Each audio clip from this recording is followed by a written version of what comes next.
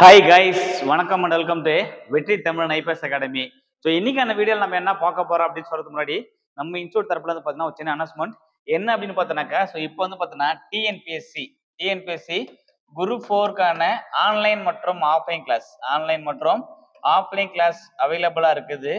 So அது மட்டும் இல்லாமல் எஸ்ஐ அண்ட் பிசிக்காக ஆன்லைன் மற்றும் ஆஃப்லைன் கிளாஸ் அவைலபிள் ஆகுது. ஆன்லைன் அண்டு ஆஃப்லைன் கிளாஸ் அவைலபிளா இருக்குது. ஸோ நீங்க வந்து பார்த்தீங்கன்னா டெஸ்ட் பேஜஸ்மே அவைலபிளா இருக்குது. தமிழ்நாட்டிலேயே மிக குறைந்த விலையில் பார்த்தீங்கன்னா டிஎன்பிஎஸ்சி கிளாஸ் வந்து பார்த்தீங்கன்னா ஆன்லைன் மற்றும் டெஸ்ட் பேஜ் ரெண்டுமே சேர்த்து ஜஸ்ட் 1000 ரூபீஸ் தான். ரெண்டும் சேர்த்து ஜஸ்ட் 1000 ரூபீஸ் தான். Online class plus test page ரெண்டு சேர்த்து 1000 ரூபாய் தான். டெஸ்ட் பேஜஸ் மட்டும் வேணும்னு நினைச்சீங்கன்னாக்கா 500 ரூபாய் பே பண்ணா போதுமானது.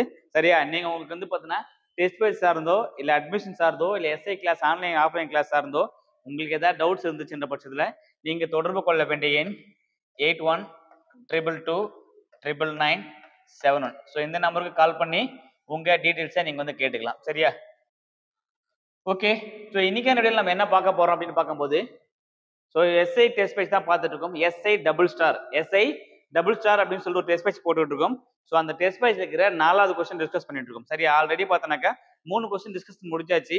இப்போ 4வது கேள்விகள்ல 30 கொஸ்டின் ஆல்ரெடி பார்த்தாச்சு. 30 கொஸ்டின் ஆல்ரெடி டிஸ்கஸ் பண்ணியாச்சு. அடுத்த 30 கேள்விகள் தான் இப்போ நம்ம பார்க்க போறோம். சரியா? இந்த கிளாஸ் எல்லாமே ரொம்ப யூஸ்ஃபுல்லா இருக்கும். ஸோ இந்த வீடியோ உங்களுக்கு பிடிச்சிருந்துச்சு பட்சத்தில் என்ன பண்ணுங்க, மறக்காம லைக் பண்ணிடுங்க. சரி, உங்க ஃப்ரெண்ட்ஸுக்கும் ஷேர் பண்ணி விடுங்க, அவங்களும் படிக்கட்டும். சரியா? இந்த கொஸ்டின்ஸ் வந்து பார்த்தீங்கன்னா SI double star test page questions தான். கொஸ்டின் நம்பர் 4 அப்படி 31 கொஸ்டின் இருந்து 60 கொஸ்டின் வரைக்கும் பார்க்க போறோம். சரியா? ஓகே, வாங்க. கொஸ்டின் நம்பர் 31, தவறான இணையை தேர்ந்தெடு அப்படின்னு கேட்டுக்கிறாங்க. ஸோ இப்போ ஆற்று ஓங்கில் அப்படின்னா டால்பின் தேசிய சின்னமாக ஏற்றுக்கொள்ளப்பட்ட ஆண்டு 2010. இது கரெக்டா இருக்குது. லாக்டோபேசிலஸ் அப்படின்னு சொல்லும்போது இந்தியாவின் தேசிய நுண்ணுயிரியாக 2012 ஏற்றுக்கொண்டாங்க. இதுவும் கரெக்ட். லாக்டோபேசிலஸ் ஏற்றுக்கொண்டாங்க, அதுவும் கரெக்ட். நெக்ஸ்ட், யானை அப்படின்னு சொல்லும்போது தேசிய விலங்கு அப்படின்னு கொடுக்கும்போது புலி கொடுத்துருப்பாங்க. தேசிய மரபு பாரம்பரிய விலங்காக யானை ஏற்றுக்கொள்ளப்பட்ட ஆண்டு 2010. இது வந்து பார்த்தீங்கன்னா தேசிய பாரம்பரிய விலங்கு. அடுத்து மயில் அப்படின்னு கொடுக்கும்போது தேசிய பறவை, இந்தியாவின் தேசிய பறவை அப்படின்னு கொடுக்கும்போது மயில் போயிருப்பாங்க. மயில் 1950 கிடையாது, 1963 தான் இருப்பாங்க தேசிய பறவையாக ஏற்றுக்கொள்ளப்பட்டது. ஸோ அப்போ தவறானது போடும்போது மயில் தானே இருப்பாங்க, தவறா போயிருப்பாங்க. So option D is right answer. Option D என்பது சரியான விடை. அடுத்த கொஸ்டின் போலாம். கொஸ்டின் நம்பர் 32, கேரளா அப்படின்னு கொடுத்துறாங்க. கேரளா, பஞ்சாப், கர்நாடகா, உத்தரப்பிரதேசம். ஸோ இந்த சைடு பார்த்தோன்னா மாநிலங்கள், அந்த மாநிலத்தில் சிறந்து விளங்கக்கூடிய சிறப்பு நடனங்கள் நாட்டியங்களை பத்தி கொடுத்துருப்பாங்க. இங்க கேரளா அப்படின்னு கொடுக்கும்போது மோகினி ஆட்டம், தெய்யம் இதெல்லாம் இருப்பாங்க கேரளாவில் ஃபேமஸ். ஸோ 1க்கு நேரம் 4, எல்லா ஆப்ஷன்லையுமே 4 தான் இருக்குது. சரியா? ஸோ ஃபர்ஸ்ட் A 4 போட்டாச்சு. அடுத்து பஞ்சாப் அப்படின்னு சொல்லும்போது பஞ்சாப்ல வந்து பார்த்தீங்கன்னா பாங்கரா அப்படின்னு நாடகம் இருந்தாங்க. ஸோ 4-3 அப்படின்னு நாடகம் முடிஞ்சிச்சு. So option D is right answer. So Karnataka அப்படின்னு சொல்லும்போது யக்ஷகானம். உத்தரப்பிரதேசம் சொல்லும்போது சோலியா. உத்தரப்பிரதேசம் ஜென்ரலா வட இந்தியா ஃபுல்லா பண்ணிருப்பாங்க, ஒரே பேர்ல தான் கொடுத்துருப்பாங்க. சரிங்களா? Okay, 4-3-1-2 is right answer. 4-3-1-2 என்பது சரியான விடை. அடுத்த கொஸ்டின் போலாம். கொஸ்டின் நம்பர் 3, உலக உணவு தினம். So food day international food day எங்க செலவு பண்ணு பார்த்தாங்க அக்டோபர் 16 உலக உணவு தினமாகவும், ஸோ 15 பார்த்தீங்கன்னாக்கா உலக கை கழுவும் தினமாகவும், அக்டோபர் 15 16 உலக உணவு தினத்தை கொடுத்துருப்பாங்க. செப்டம்பர் 16 அப்படின்னு கொடுக்கும்போது இது என்ன இருப்பாங்க, ஓசோன் தினம். இது வந்து ஓசோன் தினமாக அனுசரிக்கப்படுகிறது. சரியா? இந்த ஓசோன் தினமும் நான் இருக்க மாட்டேன், ஆல்ரெடி சொல்லியிருப்பேன். ஸோ செப்டம்பர் 16 என்னுடைய பிறந்த நாள். செப்டம்பர் 16 தான் என்னுடைய பிறந்த நாள். ஸோ அதனால இப்போ எப்போதுமே ஓசோன் தினம் O3 டே மூலக்கூறு நாட்கள் வந்து அதிகமாக இருக்குது, அதுதான் ஓசோன் தினமாக அனுசரிக்கப்படுது. என்னுடைய பிறந்த நாளும் அதே ரேட் தான் சொல்றாங்க. நெக்ஸ்ட் கொஸ்டின் பார்க்கலாம். கொஸ்டின் நம்பர் 4, தோல் எரிச்சலையும் குடல் புண்ணையும் மலம் நீக்கம் பயன்படும் தாவரம் எது? ஸோ இந்த கொஸ்டின் 2023 பிசில கேட்டிருந்தாங்க. கொஞ்சம் சின்ன சேஞ்சஸாக போயிருந்தாங்க. சோற்று கற்றாவை கீழ்கண்ட எதிலாக பயன்படுகிறது அப்படின்னு கேட்டிருந்தாங்க. தோல் எரிச்சல். ஆப்ஷன் ஏ தோல் எரிச்சல் அப்படின்னு கேட்டிருந்தாங்க. இங்க தோல் எரிச்சலை கொடுத்துட்டு சோற்று கற்றாழை கேட்கிறாங்க, அவ்வளவுதான் டிஃபரன்ஸ். ஆப்ஷன் ஏ சோற்று கற்றாழை என்பது சரியான விடை. துளசி அப்படின்னு யூஸ் பண்ணாக்க பொதுவா பார்த்தோன்னா சைனஸ் பிரச்சனை, சளி இருக்குல்ல, இந்த சளி பிரச்சனைக்கு வந்து பார்த்தீங்கன்னா முதல்ல செயல்படுவது துளசியை வந்து எடுத்துக்குவாங்க. சரிங்களா? இப்ப நெல்லி அப்படின்னு கொடுக்கும்போது பார்த்தீங்கன்னா விட்டமின் சி சத்து அதிகமா இருக்கும். இந்த பல்லோட ஈறுகள் இதெல்லாம் அதிகமா சார்ந்தது. ஆன்டி ஆக்சிடோசின் அந்த மாதிரி ஆன்டி ஆக்சிடென்ட்ஸ் நம்ம உடலுக்கு நோய் சத்து கொடுக்கின்ற ஆன்டி ஆக்சிடென்ட் செரிமான பிரச்சனை எல்லாம் இதுக்காக ஆன்டி ஆக்சிடென்ட் நெல்லிக்கனியில் அதிகமாக காணப்படும். வேம்பு அப்படின்னு கொடுக்கும்போது வேம்பு எல்லாமே பார்த்தோன்னா மூலிகை தான். அதோட பட்டைகளா இருக்கட்டும், அதோடைய ஸோ பூவு, பிஞ்சி, காய், வேம்பு, வேப்பிலை எல்லாமே என்னதான் மருத்துவ குணம், எல்லாமே கிருமி நாசினி ஆன்டிபயோட்டிக்காக செயல்படுகிறது. அடுத்து பாருங்க கொஸ்டின் நம்பர் 35. பின் வருவனவற்றுள் எது வேர் அல்ல? எது வேர் அல்ல? இந்த கொஸ்டின் எஸ்ஐ 2022 கேட்டுதான். எஸ்ஐ 2022 கேட்டிருந்தாங்க. சோ உருளைக்கிழங்கு என்பது சரியான விடை. ஏன் அப்படின்னு பார்த்தோன்னா இது என்னன்னு பார்த்தோன்னாக்கா தரைக்கீழ் தண்டு, இது தரைக்கீழ் தண்டு அப்படின்னு சொல்லுவாங்க. சரியா? தரைக்கீழ் தண்டு தான் என்ன பண்ணும்போது பாரன் கைமாவை இதுதான் சேமிக்குது, உணவா சேமித்து வைக்கிறது. தரைகீழ் தண்டு தான் எதுன்னு பார்த்தோன்னா உருளைக்கிழங்கு, அது வேறு கிடையாது. இப்போ முள்ளங்கி அப்படின்றது வேறு, இதுன்னு பார்த்தோன்னா கதிர் வடிவ வேருக்கு எடுத்துக்காட்டு முள்ளங்கி. கூம்பு வடிவ வேறு அப்படின்னு சொல்லும் போது கேரட்டு. சரியா? டர்னிப் அப்படின்னு கொடுக்கும் டர்னிப் பீட்ரூட்லாம் பார்த்தோன்னா பம்பர வடிவ வேருக்கு எடுத்துக்காட்டா போயிருப்பாங்க. சரிங்களா? அடுத்து பாருங்க கொஸ்டின் 36. சரியான கூற்றை தேர்ந்தெடு. வைரஸ் ஆனது புரத வழியாக சூழப்பட்ட நியூக்ளிக் அமிலத்தை கொண்டுள்ளது. இது கரெக்ட். இது கரெக்ட். ஒரு வைரஸ் டிஎன்ஏவுக்கு பதிலாக ஆர்என்ஏவை பெற்றிருந்தால் அது வந்து ரெட்ரோ வைரஸ் அப்படின்னுவாங்க. Retro virus. சரியா? டெட்ரால ரெட்ரோ வைரஸ் என்று அழைக்கப்படும். ரெண்டுமே சரி, ரெண்டு கூற்றுமே சரிதான். ஸோ ஆப்ஷன் டி கூற்று 1,2 சரி. சரியா? இதே மாதிரி கொஸ்டின் 2023 எஸ்ஐல கேட்டிருந்தாங்க. என்ன கொஸ்டின்னாக்கா உயிருள்ள மூலமாகவும் உயிரற்ற மூலமாகவும் காணப்படுவது எது? உயிருள்ள மற்றும் உயிரற்ற பண்புகளை பெற்றுக்கூடியது எது அப்படிங்கும்போது வைரஸ் என்பது சரியான விடை. அடுத்த கொஸ்டின் பாருங்க, கொஸ்டின் நம்பர் 37. பாஸ்பரஸ் குறைபாட்டால் ஏற்படும் நோய். பாஸ்பரஸ் அப்படின்னு கொடுத்திருப்பாங்க. என்பிகே. இப்போ வந்து தாவரம் முக்கிய சொத்துனாக்கா சோடியம், பொட்டாசியம் நினைப்பாங்க. ஸோ கேலியம் சொல்றது phosphorus. Phosphorus, potassium, nitrogen, phosphorus, potassium, NPK. இது வந்து பார்த்தோன்னா தாவரங்கள், தாவரம் எடுத்தாலும் சரி, விலங்கு எடுத்தாலும் சரி, எல்லாத்துக்கும் பார்த்தோன்னாக்கா நைட்ரஜன் தேவைப்படும், ஆக்சிஜன் தேவைப்படும், பாஸ்பரஸ், இரும்பு எல்லாமே தேவைப்படுது. அதுல முக்கியமான சொத்து சொல்லும்போது பாஸ்பரஸ் கம்மியாயிடுச்சுன்னா என்ன நோய் ஏற்படும் சொல்லும்போது ஆஸ்டிமொலாஷியா அப்படின்ற நோய் வந்து ஏற்படுகிறது. இப்ப ரத்த சோகை இது 2022 எஸ்ஐ 2023 எஸ்ஐ ரெண்டு கொஸ்டின்லயுமே இந்த கொஸ்டின் கேட்டிருந்தாங்க. ரத்த சோகை குறைபாடால் பார்த்தோம்னாக்க இரும்பு சத்து குறைபாடு. இது வந்து பார்த்தோன்னா இரும்பு சத்து குறைபாடால் ஏற்படக்கூடியதான் பார்த்தோன்னா ரத்த சோகை அப்படின்னு போயிருப்பாங்க. சரியா? இப்போ ரிக்கெட்ஸ் அப்படின்னு கொடுக்கும்போது விட்டமின் டி பிரச்சனை ஏற்படுதுன்னா இது ரிக்கெட்ஸ் நோய் அப்படின்னு கொடுத்துருப்பாங்க.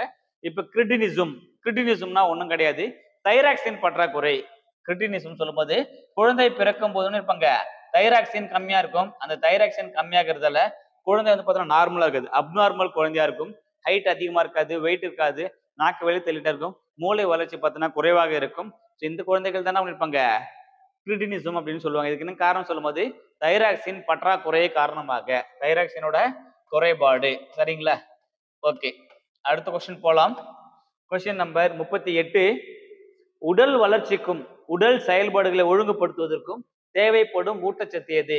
உடல் வளர்ச்சி, உடல் செயல்பாடுகளை ஒழுங்குபடுவதற்கும் தேவையான ஊட்டச்சத்து சொல்லும்போது தாது உப்புகள். தேவையானது பார்த்தோன்னா தாது உப்புகள் கொடுத்துருப்பாங்க. ஸோ புரதங்களும் போயிருப்பாங்க. புரோட்டீன்ஸ், கொழுப்பு, விட்டமின்கள் எல்லாமே தேவைப்படுது. இப்போ இந்த புரதங்கள் அப்படின்னு சொல்லும்போது உயரம் சொல்றதுடைய குரோத், வளர்ச்சி, உடல் வளர்ச்சியை குறிப்பதுன்னா புரோட்டீன்ஸ் வந்து யூஸ் பண்ணுவாங்க. ஸோ புரோட்டீனும் கொடுப்பாங்க. சரியா? இந்த கொஸ்டின் பார்த்தோன்னா புரோட்டீனும் கொடுப்பாங்க, தாது உப்புகளும் கொடுப்பாங்க. சரியா? ரெண்டுமே ஆன்சர் ரைட் தான். விட்டமின்கள் சொல்லும்போது ஒரு மனித உடல் இருக்கட்டும், எந்த உயிரினம் வந்து முக்கியமா தேவைப்படுது பார்த்தோன்னா விட்டமின்கள். நம்ம மனிதனை பொறுத்த வரைக்கும் vitamin A, vitamin B, vitamin C, vitamin D, vitamin E, vitamin K இதெல்லாம் கொடுத்துருப்பாங்க. சரியா? ஸோ அதுதான் அடுத்த கொஸ்டின். அதுதான் விட்டமின் சார்ந்த கேள்விகள். எல்லா காம்படிட்டிவ் எக்ஸாம்ஸ்லயும் பிளஸ் டிஎன்பிசிலையுமே கேட்கக்கூடிய கேள்விகள் பார்த்தோன்னாக்கா இந்த விட்டமின் சார்ந்த கேள்விகள் எப்பொழுதுமே இடம்பெற்று கொண்டுதான் இருக்கிறது. ஸோ விட்டமின் ஏ அதனால் ஏற்படுகின்ற நோய். விட்டமின் ஏ அப்படின்னு சொல்லும்போது மாலைக்கண் நோய். விட்டமின் ஏ மாலைக்கண்ணெய் 1:3. சரியா? எல்லாமே 3 தான் கொடுத்துறாங்க. அடுத்து விட்டமின் டி சொல்லும்போது இப்பதான் பார்த்தோம் ரிக்கெட்ஸ் அப்படின்னு பார்த்தாச்சு. Vitamin D rickets. அப்ப 3, 4 சொல்லும் போது இது அவுட்டு, இது அவுட்டு. ஒன்னு இதுவா, அடுத்து இதுவா தான் பார்க்க போறேன். விட்டமின் இ அப்படின்னு சொல்லும்போது மலட்டுத்தன்மை. விட்டமின் இ சொல்லும்போது மலட்டுத்தன்மை. அப்ப 2. விட்டமின் கே இரத்த உறையாமை 1. 3, 4, 2, 1.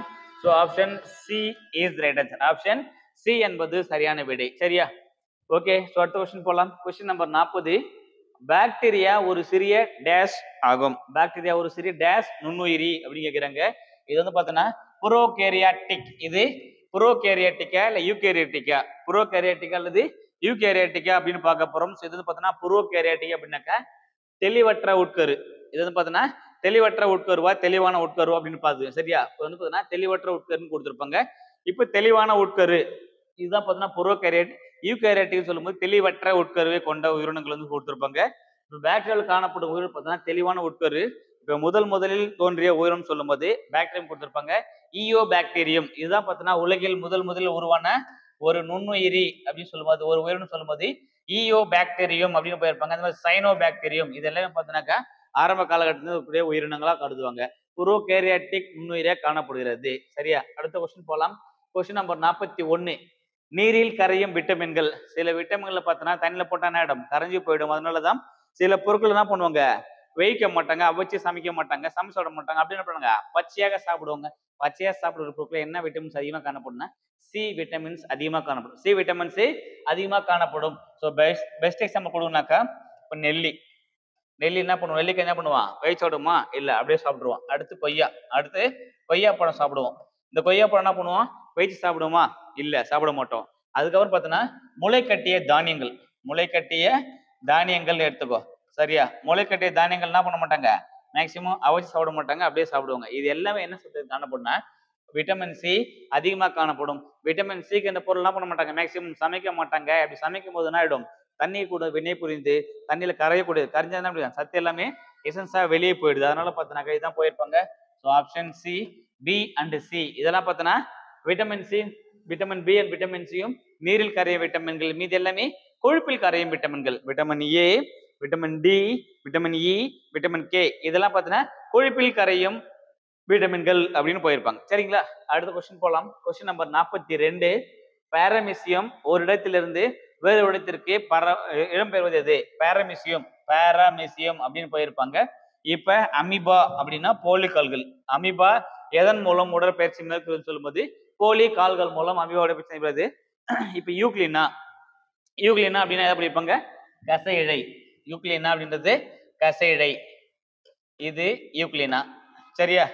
சோ அடுத்து குறு இழை அப்படின்றது தான் பாரமீசியம். குறு இழைன்றது பாரமீசியம். சரிங்களா? அடுத்து பாதம் அப்படின்னு சொல்லுவாங்க. மனிதர்கள் என்ன பாதம், கால் பாதம், கை பாதம் பாதத்தை நம்ம மற்ற உயிரினங்கள் தான் பாதத்தில் நடக்கிறது. Question number 43.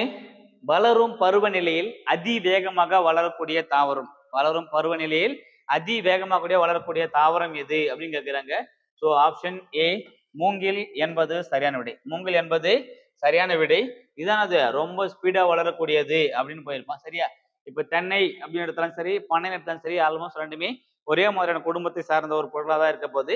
சரியா? மிகப்பெரிய விதை அப்படின்னு சொல்லும்போது இரட்டை தேங்காய் விதை அப்படின்னு போயிருப்பாங்க. சிறிய விதைன்னு சொல்லும்போது ஆர்கிட் விதை. இது வந்து பார்த்தா சின்ன விதை, பெரிய விதைனா இரட்டை தேங்காய் விதையை கொடுத்துருப்பாங்க. அடுத்த கொஸ்டின் போலாம். Question number 44.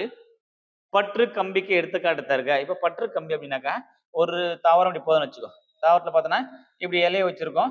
இந்த மாதிரி பார்த்தா இலையை கொடுத்துருப்பான்னு வச்சுக்கோ. இது அடிஷனலா பார்த்தோன்னா இந்த மாதிரி தாவரம் கொடியா ஓடும்போது இந்த கொடியை தாங்கக்கூடிய சத்தம்னு இருப்பாங்க. அடிஷனலா இந்த மாதிரி முறுக்கிட்டு தான் இருக்கும். ஸோ இந்த மாதிரி கம்பி பற்று கம்பி இதெல்லாம் வந்து பற்று கம்பி காணப்படும். பக்கத்துல ஏதாவது என்ன பண்ணுது? அப்படியே வந்து பார்த்தீங்கன்னா தொட்டி டைட்டா பிடிச்சிக்கும். அதனால தான் மேலே ஏறதுக்கு ஈஸியா இருக்கும் கொடிகள் எல்லாம். இந்த பற்று கம்பியோட தாவரம் சொல்லும் போது பாகற்காயை கொடுத்துருப்பாங்க. சரியா? பாகற்காயில வந்து பார்த்தீங்கன்னாக்கா இதனால பற்று கம்பிக்கு எடுத்துக்காட்டு கொடுத்திருப்பாங்க. சரியா? அடுத்த கொஸ்டின் போலாம். Question number 45. இலைத்துளையின் முக்கிய வேலை என்ன? இலைத்துளை கொஸ்டின் நல்லா பார்க்கணும். இங்க இலையின் முக்கிய பயன் கேட்கல, இலைத்துளை அப்படின்னு கேட்டாங்க. என்ன பண்ணிருப்பாங்க? இலைத்துளை வந்து நீராவி போக்கு உதவுகிறது. இலைத்துளை நீராவி போக்கு உதவுகிறது. இலையின் முக்கிய பங்குன்னு கேட்டா இருப்பாங்க ஒளி சேர்க்கை. இலையின் கேட்டாங்கன்னா ஒளி சேர்க்கை. இது வந்து பார்த்தீங்கன்னா சைலம். இது வந்து சைலம் எதுக்கு பார்த்தோன்னாக்க நீரை கடத்து சைலமும் உணவு கடத்து வந்து பார்த்தீங்கன்னா புளோயமும் பயன்படுத்துறாங்க. சரிங்களா? அடுத்து பாருங்க. Question number 46. உலகில் மிக நீளமான நதி. உலகில் மிக நீளமான நதி எது அப்படின்னு கேக்குறாங்க. உலகிலே நீளமான நதி அப்படின்னா நைல் நதி. இது வந்து பாத்தீங்கன்னா உலகிலே நீளமான நதினா நைல் நதி 6650 6650 மீட்டர்னு போயிருப்பாங்க. அமேசான் நதி அப்படின்னு சொல்லும்போது உலகிலே பெரிய நதி, உலகிலேயே பெரிய நதி என்று அழைக்கப்படுவது அமேசான் ஆறு. அடுத்து கங்கை, இந்தியாவின் நீளமான நதி, இந்தியாவோட நீளமான நதி அப்படின்னு போயிருப்பாங்க. சரியா? இந்தியாவின் நீளமான நதி அதுதான் பாத்தீங்கன்னாக்கா கங்கை. இது 2525 25 கொடுப்பாங்க. பிரம்மபுத்திரா அப்படின்னு கொடுக்கும்போது இதுவும் பார்த்தீங்கன்னா இமயமலை உருவாக்கக்கூடிய ஒரு ஆறு தான். இமயமலை உருவாக்குற ஆறும் சரி, கங்கை மற்றும் பிரம்மபுத்திரா இது ரெண்டும் சேர்ந்து உலகிலே மிகப்பெரிய டெல்டா பகுதியான சுந்தரவன டெல்டா சுந்தரவன டெல்டாவை உருவாக்குகிறது. அதே மாதிரி மிகப்பெரிய சமவெளி எடுத்தாலும் சரி, கங்கை பிரம்மபுத்திரா சமவெளியில் உருவாக்கப்பட்ட சுந்தரவன சமவெளி தான் அது மிகப்பெரிய சமவெளியாக, உலகளவில் மிகப்பெரிய சமவெளியாகும், மிக விரைவில் கடக்கக்கூடிய சமவெளியாக பார்த்தீங்கன்னாக்கா இந்த சமவெளியை அமைச்சிருக்கும். அடுத்த கொஸ்டின் போலாம். Question number 47. உலக வாழிட நாளாக அனுசரிக்கப்படும் மாதம், உலக வாழிட நாள் அப்படின்னு போயிருப்பாங்க. ஸோ அக்டோபர் மாதம் ஃபர்ஸ்ட் வரக்கூடிய திங்கள், அக்டோபர் மாதம் வரக்கூடிய முதல் திங்கட்கிழமை தான் என்ன பண்ணிருப்பாங்க, உலக வாழிட நாளாக அனுசரிக்கப்படுகிறது. அடுத்த கொஸ்டின் போலாம். Question number 48.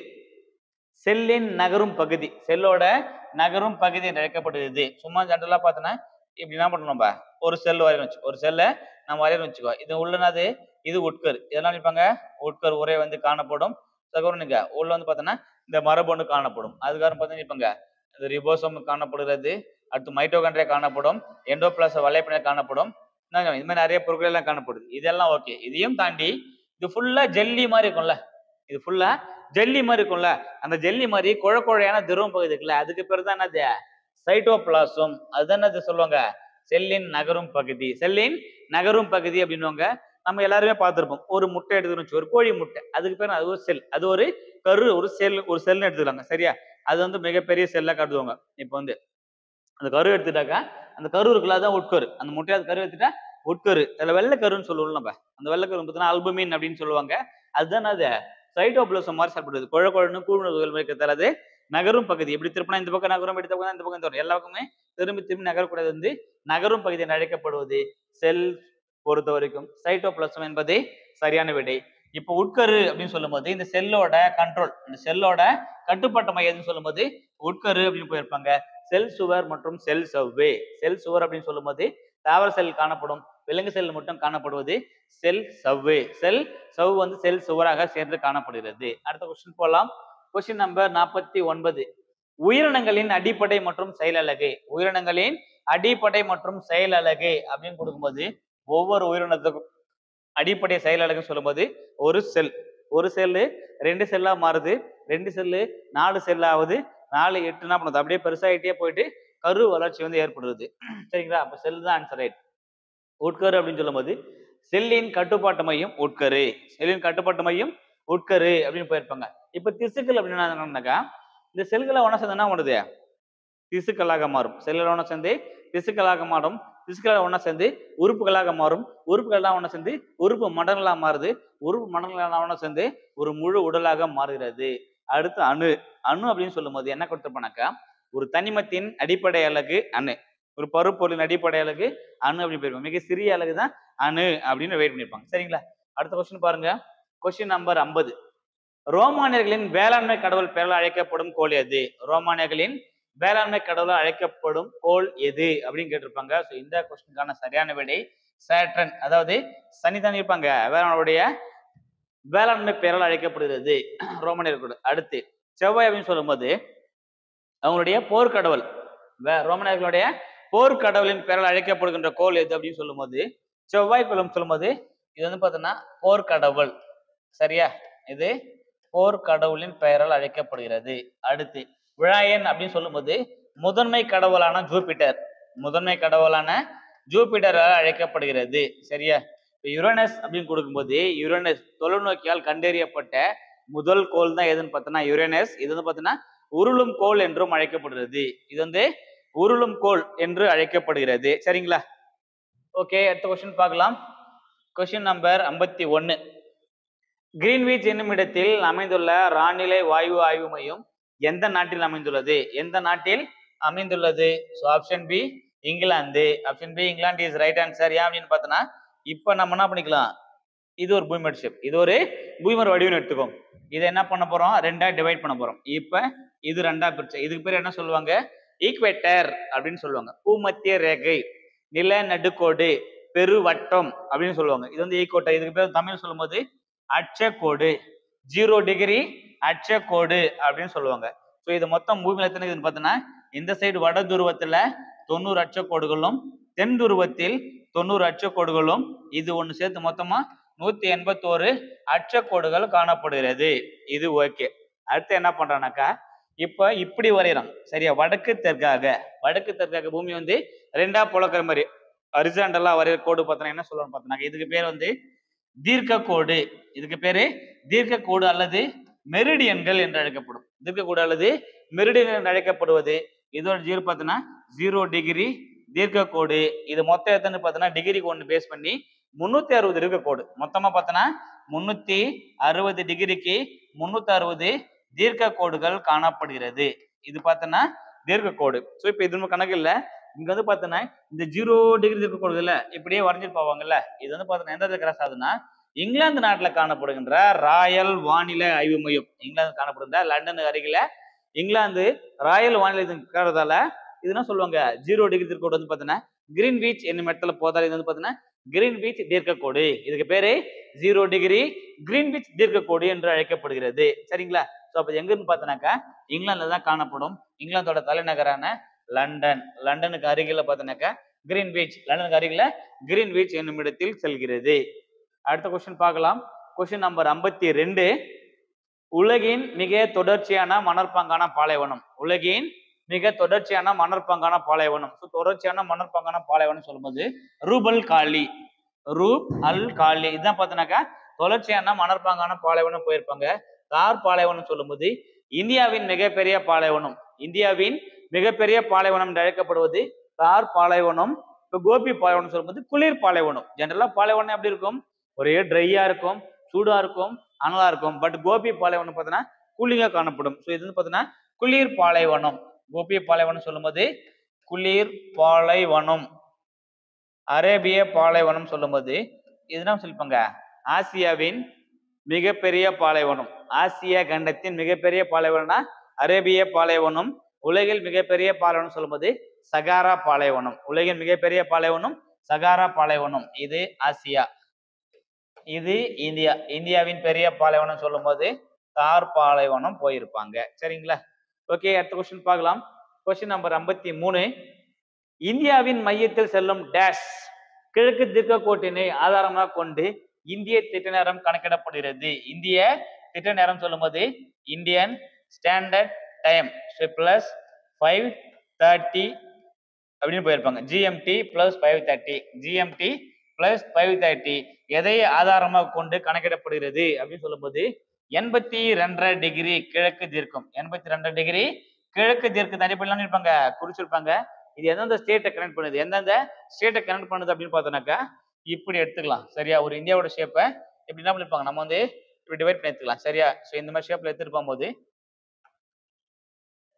இந்த மாதிரி எடுத்து வந்துருப்பாங்களா. ஸோ இப்படி மேற்படுது, இது வந்து பார்த்தீங்கன்னா இப்படி போயிடும். சரியா? இப்போ நமக்கு அந்த ஷேப்பு இப்படிதான் எடுத்து வந்து வச்சுக்கோ. இந்த கணக்குல இது வந்து பார்த்தீங்கன்னா எங்க இருந்தாலும் இருப்பாங்க குஜராத், இந்த பகுதி குஜராத். இது கல்ஃப் கண்ட்ரி, இது வந்து கல்ஃப் கண்ட்ரி, வளைகுடா அப்படின்னு சொல்லுவாங்க. இந்த மாதிரி வளைஞ்சு காணப்பட்டா இது வளைகுடா, விரிவா காணப்பட்டா இது விரிகுடா. இது வந்து விரிகுடா, இது மாதிரி வந்தா இது வளைகுடா கண்ட்ரி அப்படின்னு சொல்லுவாங்க. சரியா? இது கல்ஃப் கண்ட்ரி, அது வந்து விரிகுடா பங்கன். அதான் பார்த்தீங்கன்னா பே பே அப்படின்னு சொல்லுவாங்க. Bay of Bengal, bay of Bengal அப்படின்னா வளைகுடா கண்ட்ரி, விரிகுடா கண்ட்ரின்னு போயிருப்பாங்க. இது பக்கம் வங்காள விரிகுடா. ஸோ இப்போ நம்ம என்ன பண்ண போறோம்னா, நமக்கு கிழக்கு தீர்க்கம்னு சொல்லும் போது இந்த குஜராத் இருக்கிற அலகாபாத், குஜராத்ல இருக்கிற அலகாபாத். சரியா? அலகாபாத்ல இருந்து அப்படியே நினைப்பாங்க அருணாச்சல பிரதேஷ், அருணாச்சல பிரதேஷ் உத்தரப்பிரதேச கிராஸ் பண்ற மிர்சாப்பூர், இந்த இடத்துல இருக்கிற மிர்சாப்பூர், ரெண்டு என்ன பண்ணுவாங்க ஒன்னா இணைக்க சம நேர கோடு. இது பார்த்தோன்னா எத்தனை டிகிரில கிராஸ் பார்த்தோன்னா 82.5 டிகிரில கிராஸ் பண்ணுது. சரியா? இந்த தீர்க்க கோட்டு அடிப்படையாக கொண்டுதான் இந்திய திட்ட நேரம் கணக்கிடப்படுகிறது. அடுத்த கொஸ்டின் பார்க்கலாம். Question number 54. தென்கிழக்கு ஆசியாவின் அரிசி கிண்ணம். தென்கிழக்கு ஆசியாவின் அரிசி கிண்ணம் என அழைக்கப்படுவது அப்படின்னு சொல்லும் போது ஸோ ஆப்ஷன் பி தாய்லாந்து தானே சொல்லுவாங்க. தென்கிழக்கு தென்கிழக்கு ஆசியாவின் அரிசி கிண்ணம் என்று அழைக்கப்படுவது பிரேசில் அப்படின்னு சொல்லும்போது என்ன நினைப்பாங்க, உருகும் காஃபி பானை. இது வந்து உருகும் காஃபி பானை. ஏன்னா காஃபி உற்பத்தியில பிரேசில் தான் முன்னிலை வைக்கிறது. கியூபா அப்படின்னு சொல்லும்போது இது சர்க்கரை கிண்ணம். இது உலகின் சர்க்கரை கிண்ணம் அப்படின்னு சொல்லுவாங்க. ஏன்னா சர்க்கரை உற்பத்தினா அது உலக அளவில் அதிக அளவு சர்க்கரை உற்பத்தி செய்யக்கூடிய இடம் பார்த்தீங்கன்னா கியூபா. அதனால சர்க்கரை கிண்ணம் சொல்லுவாங்க. அடுத்து சர்வதேச மலைகள் தினம். சர்வதேச மலைகள் தினம் அப்படின்னு போகும்போது டிசம்பர் 11 தானே சொல்லுவாங்க. சர்வதேச மலைகள் தினமாக அனுசரிக்கப்படுகிறது டிசம்பர் 10 அப்படின்னு கொடுக்கும்போது அது என்ன சொல்லுவாங்க அப்படின்னு பார்த்தோம்னாக்கா மனித உரிமை தினம். மனித உரிமைகள் தினம். மனித உரிமைகள் தினம். மனித உரிமைகள் தினம் சொல்லும்போது டிசம்பர் 10 குறிப்பிடுவாங்க. டிசம்பர் 11 சொல்லும்போது சர்வதேச மலைகள் தினமாக அனுசரிக்கப்படுகிறது. டிசம்பர் 5 உலக மண் தினம். டிசம்பர் 5 சொல்லும்போது டிசம்பர் 5 உலக மண் தினம்.